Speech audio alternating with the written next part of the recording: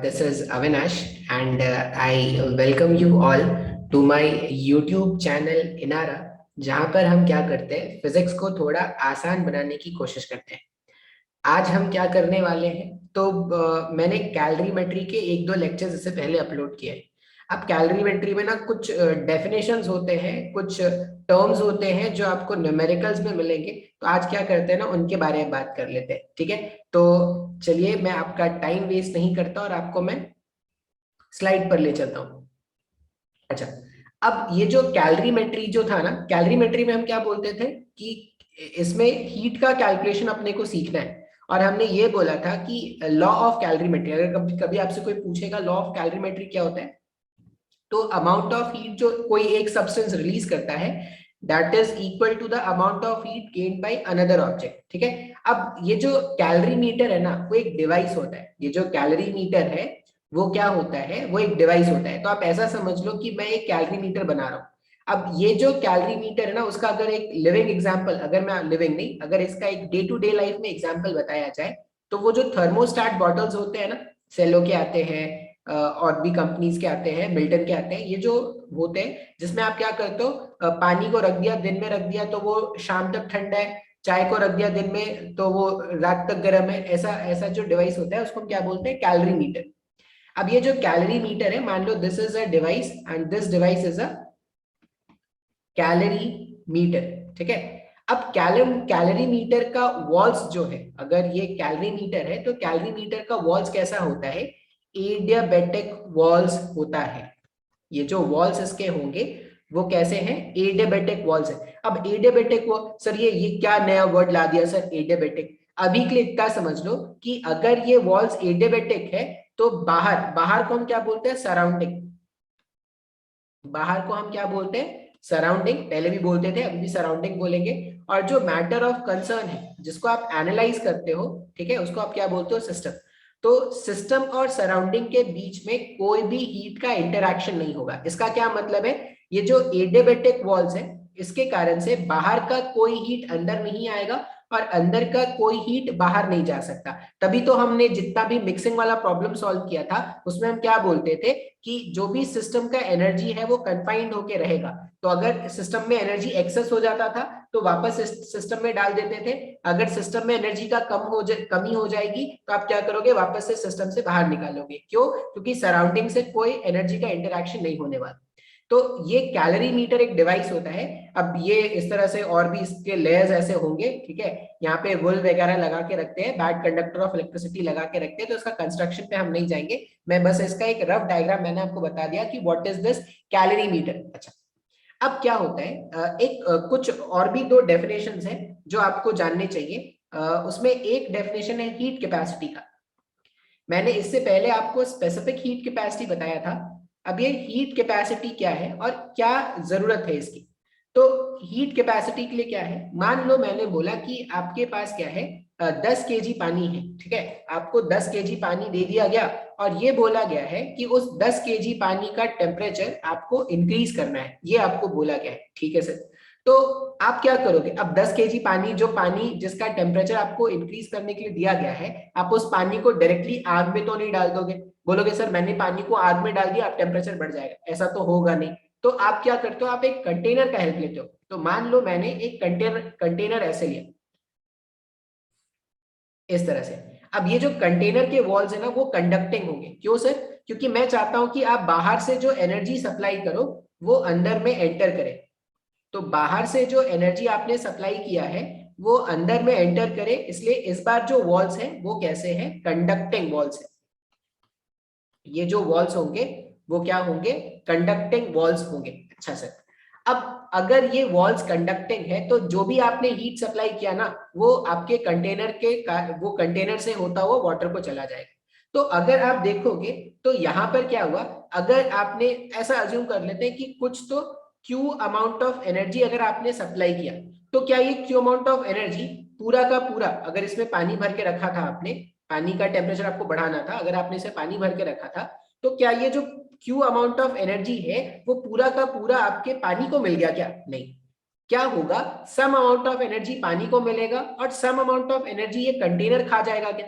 तो एक्चुअल में अगर आप रियलिटी में इसको देखोगे तो if you have provided Q amount of energy, तो ये जो क्यू अमाउंट ऑफ एनर्जी है इसका कुछ अमाउंट वाटर रखेगा अपने पास, और इस क्यू का कुछ अमाउंट वो जो कंटेनर है वो कंटेनर रख लेगा। ठीक है, तो अगर मान लो क्यू का वैल्यू आपको फाइंड आउट करना है, या इक्वेशन अगर मैं लिखना चाहता हूँ क्यू का, तो वाटर मान लेते हैं इनिशियल टेम्परेचर वाटर का रूम टेम्परेचर पे रखा हुआ था, ये भी रूम टेम्परेचर पे रखा हुआ है। रूम टेम्परेचर में अभी मान लेता हूँ 27 डिग्री सेल्सियस है।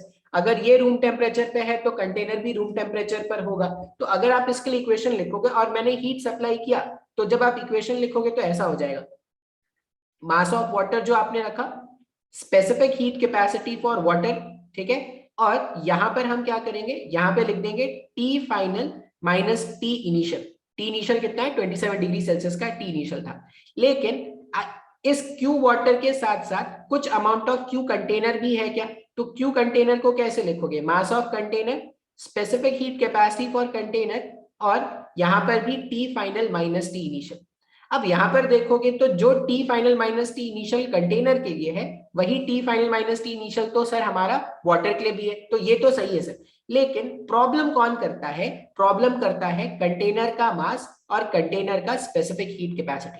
अब तुम अगर ये जो स्पेसिफिक हीट कैपेसिटी देखते हैं वो तो अलग अलग प्रॉपर्टी, अलग अलग मटेरियल्स का अलग अलग होता है। तो अगर कॉपर का कंटेनर होगा उसका स्पेसिफिक हीट कैपेसिटी अलग होगा, आयरन का कंटेनर होगा तो उसका स्पेसिफिक हीट कैपेसिटी अलग होगा। तो अगर सर अगर अलग अलग कंटेनर्स का अलग अलग स्पेसिफिक हीट कैपेसिटी है तो कितना याद रखेंगे सर, क्वेश्चन सॉल्व करने के लिए कितना याद रखेंगे।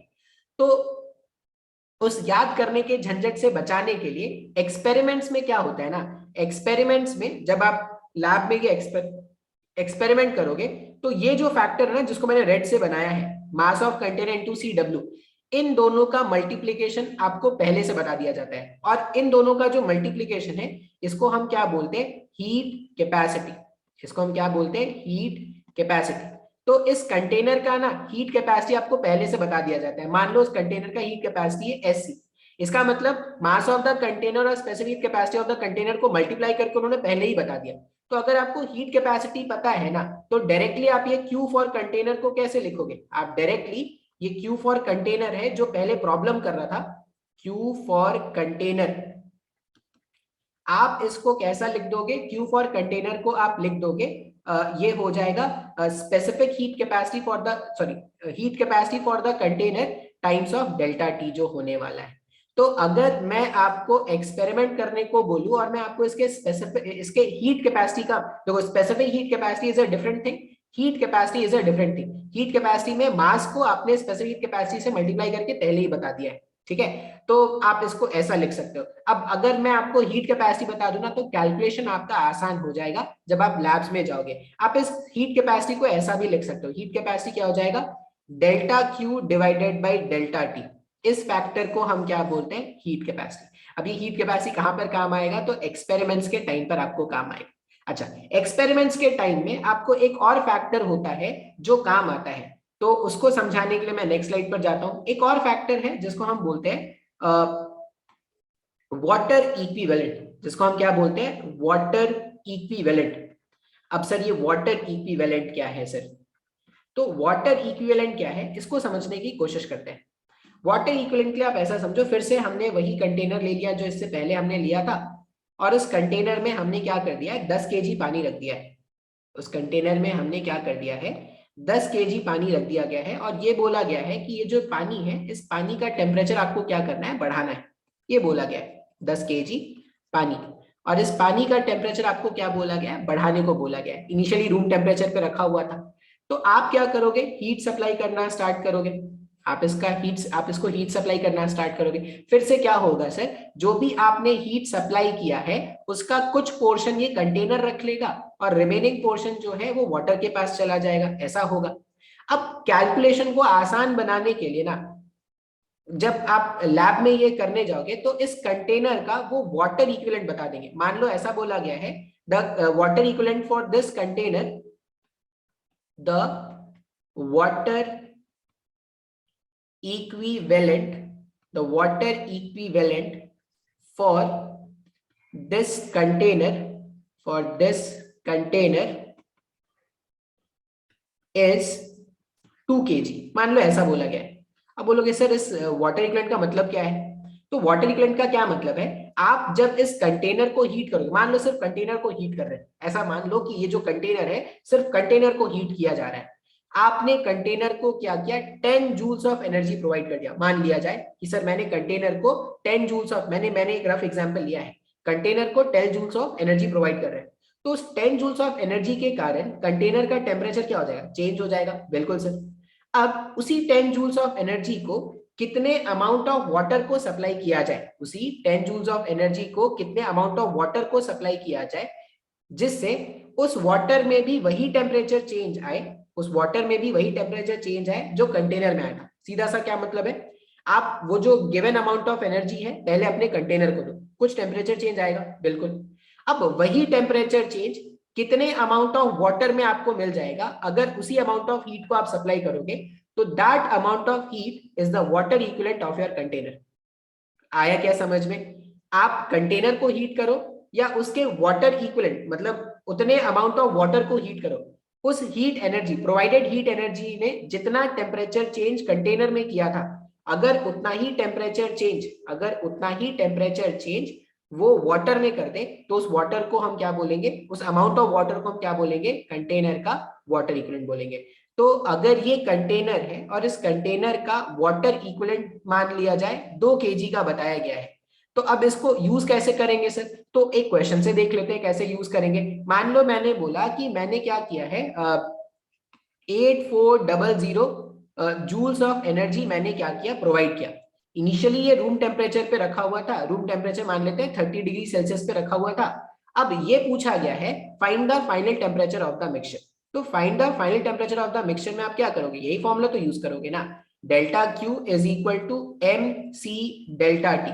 अब एक तरीका क्या है, आप इसका अलग से कैलकुलेट करो, पानी का अलग से कैलकुलेट करो और डेल्टा क्यू को इक्वेट करो, सॉल्व करो, आंसर आ जाएगा। लेकिन बोलोगे सर इसका कंटेनर का कैलकुलेट करने के लिए आपने कंटेनर का स्पेसिफिक हीट कैपेसिटी बताया नहीं, कंटेनर का मास बताया नहीं, कंटेनर का हीट कैपेसिटी बताया नहीं, तो कैसे काम करेंगे?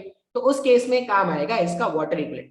अब क्या है, आप देखो 10 kg पानी तो ये था ही, तो 10 kg पानी ये, और इस कंटेनर का वाटर इक्विवेलेंट 2 kg। इसका क्या मतलब है, हमारे पास आप ऐसा समझ लो कि 10 kg पानी ये गर्म हो रहा है और 2 kg पानी ये गर्म हो रहा है, तो हम टोटल मास कितना रखेंगे यहाँ पर, टोटल मास जो हम रखेंगे वो रख देंगे 10 kg जो पानी प्रेजेंट था plus 2 kg water equivalent into specific heat capacity water का कितना है। अब देखो ये जूल्स में चल रहा है, ये केजी में चल रहा है, तो आपको स्पेसिफिक हीट कैपेसिटी भी एसआई स्टैंडर्ड्स में रखना पड़ेगा, and the value in SI standards is 4200 joules per calorie per KG into delta T.